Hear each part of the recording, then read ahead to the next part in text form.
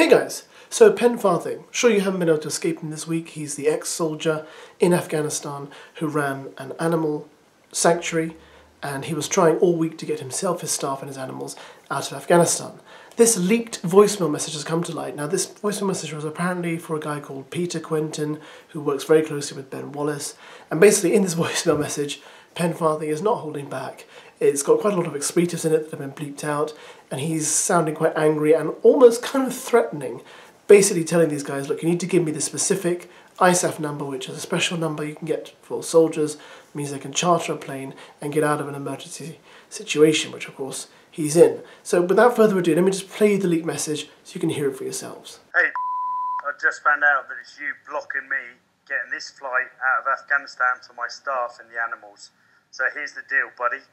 You either get me that ISAF number and you get me permission to get onto that airfield, or tomorrow morning I'm going to town on you. And the whole country and everybody else is invested in this rescue is going to know it's you blocking this move. Alright? I will get my staff out of here, and I'll get so many other people out of here on this flight, and then the dogs and cats are going in a cargo hold. Nobody can sit in a cargo hold, only the animals. So you get me that ISAF number, you get me the permission to get on the airfield, you get me the paperwork that says my staff have been approved, otherwise I'm going to spend the rest of my time destroying you on social media and every other platform I can find. I am sick to death of this. I am stuck in Kabul. The Taliban live next door, and I've just heard that you said you went to Iraq. Well, come and join me then if you're that macho. I'm sick of this. Get me out of Afghanistan with my staff and my animals. I served for 22 years in the Royal Marine Commandos. I am not taking from people like you who are blocking me. You've got till tomorrow morning. I'm on Sky News around about 7:45, and your name will be the only name people are talking about. I'm taking people out of this country and others on a privately funded plane. And once I've finished taking them on that privately funded plane, I'm putting my dogs and cats in the cargo hold. Get it sorted. I'm not taking this anymore. You understand? Now, what do you make of this? Opinion is divided about FARTHING anyway.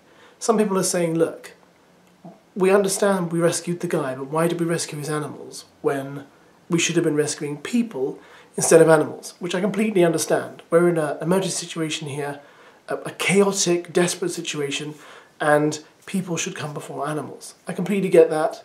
I understand that. Now, I know that all week on the radio, FARTHING was saying, look, I need to get my staff out. As far as I'm aware, he's back in England with himself and his animals, but his staff have stayed behind, and apparently they eventually requested to stay behind. And he must feel terrible, because I know he had quite a few staff there.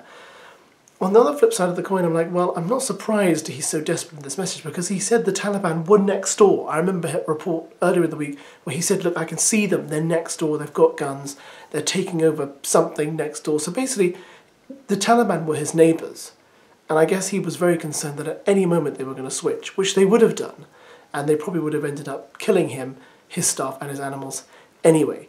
So he's a desperate guy in a desperate situation, and I think he's probably very also angry that he served his country for 22 years, and of course, as a soldier, served his country, you know, he deserves that freedom to get out of the situation that his country put him in, and I completely get why he would be so upset.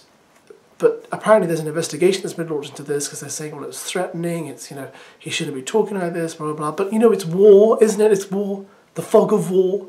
People say crazy stuff in war, and why wouldn't they?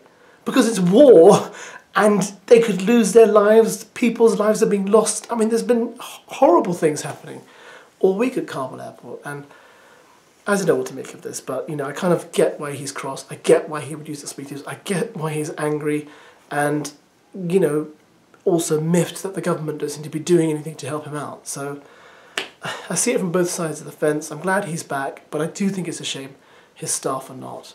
And yeah, look, I have a dog, I love animals, but I do think at the end of the day, maybe, well, definitely people should have been prioritised over animals, but Just my opinion. Interesting, isn't it? This Afghanistan thing is a disaster. Thanks for watching, anyway.